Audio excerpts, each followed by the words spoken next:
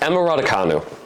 Where do we start with this conversation? How would you describe Emma Raducanu right now? After winning the US Open back in 2021, Emma Raducanu was on an absolute tear, riding high on every endorsement possible, being the face of British tennis, being a superstar athlete for people to sign from IMG, and now going through her fifth coach in 16 months. I don't know what necessarily is going on with Emma Raducanu, and I don't know if I can say what's going on behind the scenes, but in terms of what is presented to the public, here is a list of people that she has already worked with, and since, what was the date? And since April of 2021, she is now looking for her fifth coach.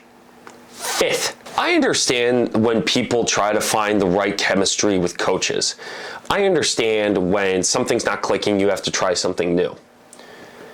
But to go through 5 coaches in less than 16 months sounds ridiculous. Why I'm making this video is because as of late, Dmitry Sursunov, who has coached Annette Kontaveit, who has coached Arina Sabalenka, who's taken players to that next level of gameplay, who is now, according to Twitter, working with Belinda Bencic, who was seen practicing with her playing kick-ups in Guadalajara. Getting back to Emma Raducanu, here's the list of coaches that she has gone through. Nigel Sears, Andrew Richardson, the one that helped her win the US Open and was with her during the US Open. Torben Beltz, who has also worked with players on the top level of the WTA Tour. And now, Dmitry Sursunov. 3 people that aren't even on this list but have been noted to work with her also include Matt James, Ian Bates, and Jeremy Bates. And it seems like now she's going in the right direction. Emma Raducanu just hired veteran physio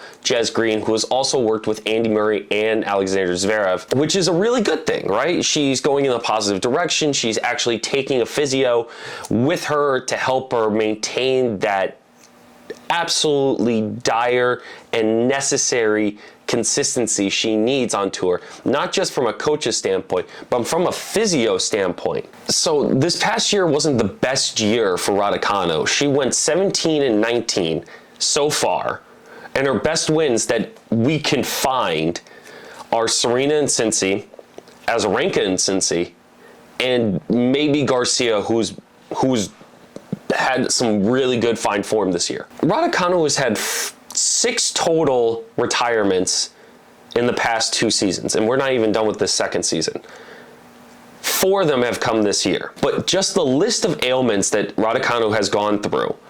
She retired in Guadalajara against Gavrilova, who's now, unfortunately, is recovering from an ACL tear. She retired against Andreescu. She retired against Golubic in Nottingham. She retired against Ostapenko in Seoul as of recently. Here are just the types of injuries that she had. She had a wrist injury, a back injury, shortness of breath, blisters, and pain in her left side. But to have that many injuries, and not even one nagging injury, but to have a full list of 5 different injuries says something. And again, she maybe be pushing to play so many tournaments after she won the US Open to kind of get her popularity to grow even more, not just as the US Open player, but as a consistent top player in the world. But currently she's ranked 68th in the world. She's already lost her 4th coach. Is there something that we need to be talking about besides the injuries? It's funny because I found an article online that says it should be noted that the unusual approach to coaches in the Raducanu camp predates her Flushing Meadows triumph. Her father, Ian, is said to have wanted to hire or at least contract a different coach for each shot or even different surfaces, a level of specialism virtually unheard of in the tennis world, which is totally true.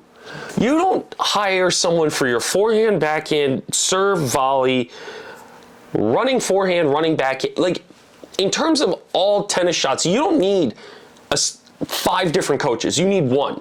Essentially, you need one, your physio, and in Iga Swiatek's famous case, a mental coach to help you along the way. And this kind of relates to her latest coach, Dmitry, because it was seen on his Twitter that he was liking tweets that were possibly saying that her whole camp was being mismanaged by her parents. The most deeming tweet that he liked was, appears the parents are mismanaging. It's like an owner of a major league sports team telling the GM to change coaches annually or what players to draft. I don't think you need, in terms of social media, you can speculate anything you say, but for a coach to be on Twitter that coaches a player to like something that indicates something of this magnitude is very concerning. And it seems like he wanted to leave and already had someone in his back pocket that he wanted to coach more. It's not like she's giving these coaches a year trial. It takes a while to develop these relationships. Why are we trying to switch everything up? And again, I don't know if I can't speak for Raducanu. I can't speak for Emma. I can't. I don't know what's going on behind the scenes. I don't know what's going on with her parents. I don't know what's going on with IMG. All I can see is she's getting money hand over fist with the amount of endorsement deals with Tiffany's, Porsche, Evian, all this stuff. She hasn't produced a greater run than the US Open back in 2021. And what reminds me of this is Bianca Andreescu, another person that has won the US Open. But it seems like she's finding her form by staying with a consistent coach. And we saw that yesterday, even though she lost to Coco Gauff, we're seeing vintage Bianca Andreescu again. It may have taken a while, but she took time to get to where she was. And maybe this is just a rushing process, but this finding her fifth coach to be with her in under 16 months is something that I've never heard of, and I don't think is going over well. Let me know what you guys think of this whole situation down in the comments below. Would love to hear your thoughts.